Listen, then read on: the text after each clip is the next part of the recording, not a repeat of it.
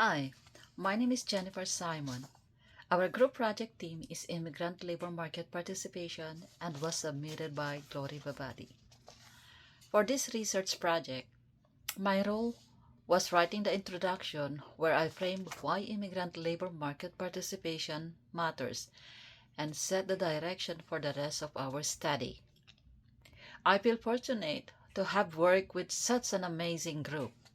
Everyone brought dedication and care to their part, and it was inspiring to see how seamlessly each section came together to tell a complete, honest story. I'm proud of what we built together and grateful for the teamwork that made this research possible. The following are the questions I have chosen from our board as part of my research project VIBA. First question: can you provide a brief overview of your research topic and its significance in the context of immigration and ethnicity in Canada?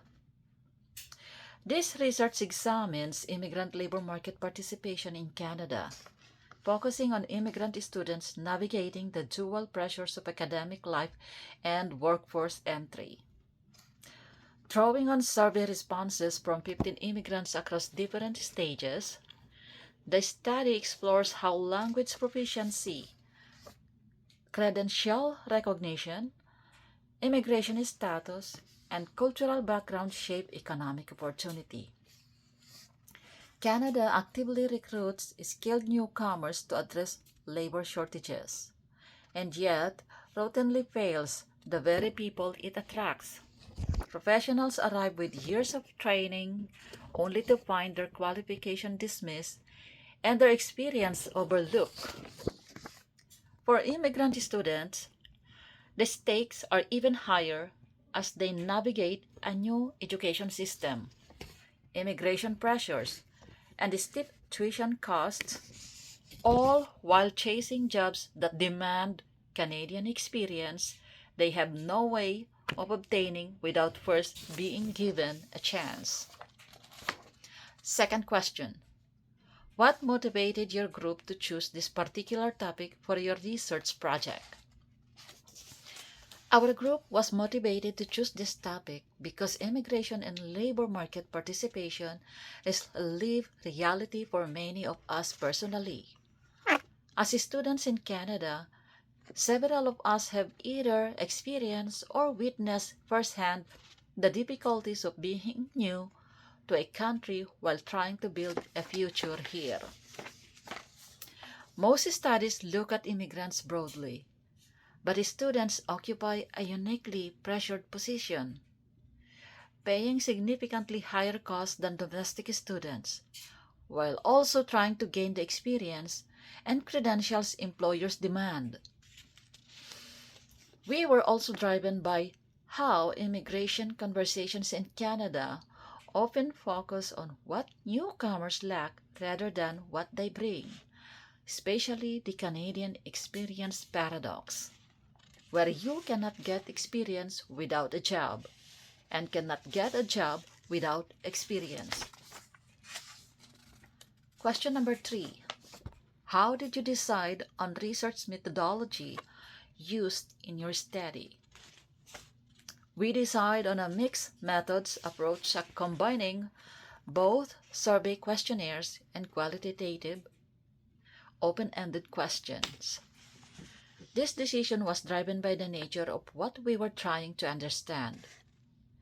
Labor market participation involves both measurable patterns and deeply personal experiences, and we felt that using only one method would not capture the full picture. Quantitative questions such as rating scales for language barriers and employment satisfaction allowed us to identify patterns across respondents and present findings in a clear, comparable way. But numbers alone could not tell us what it actually felt like to be told your credentials do not count, or to watch a work permit expire while a permanent residence application sits unanswered. That is why Open-ended qualitative questions were equally important. They gave participants space to speak in their own words and share experiences that a scale from 1 to 5 simply cannot measure. We also choose surveys because they allowed us to reach participants who might not feel comfortable in a face-to-face interview setting, particularly given the sensitivity of topics like immigration status and employment struggles. Anonymity made it easier for people to be honest. Question number 4. What were the primary motivations for immigrants coming to Canada as revealed by your research? While our research did not ask participants directly about their motivations for coming to Canada, their responses revealed several underlying themes. A clear theme was the pursuit of better opportunities, education, career growth, and a higher standard of living. One participant noted that studying in Canada exposed them to far more career paths than would have been available back home. Family responsibility also appeared as an implicit motivation, with several participants describing decisions that felt high stakes not just for themselves, but for the people depending on them. The desire for stability came through strongly as well. One participant had been a pharmacist with their own drugstore back home, yet still chose to start over in Canada. A powerful reminder of how strong that motivation must have been. Overall, people did not come expecting it to be easy. They came because they believed the opportunity was worth the struggle. What the research reveals is that while these motivations were genuine, the reality of the Canadian labor market often fell short of what participants had hoped for. Question number 5. What recommendations would you offer to policymakers based on your research findings? Based on our findings, we would offer policymakers the following recommendations.